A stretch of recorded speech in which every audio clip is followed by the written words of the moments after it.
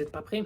Vous n'êtes pas prêts pour ce deuxième épisode de Benoît in Boston en partenariat avec French Press USA, dans lequel je vous parle de Lorraine Brul, de Jeanne Rivière, publié dans la collection Signes de Gallimard. Dans ce livre, Jeanne Rivière se pose une question: comment tenir d'un seul bloc dans une vie aussi éparse?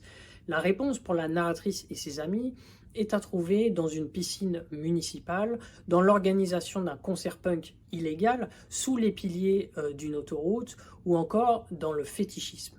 Ce sont évidemment des paradis artificiels dans lesquels les personnages vont essayer de se réfugier.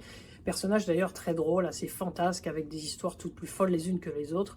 Au milieu, il y a la narratrice, autrice, qui elle-même va chercher à répondre à ses propres questions existentielles. Celle qui m'a le plus touché, c'est celle de son âge, c'est-à-dire cette période de la quarantaine, à peu près entre le début et la fin de la vie, au cours de laquelle on voit des personnes mourir, disparaître de façon prématurée, ou alors on s'éloigne d'autres connaissances. J'ai trouvé ce sujet très fort et traité d'une vraiment belle manière dans le livre. Si les thématiques de cette autofiction sont assez classiques, elle se distingue par son style.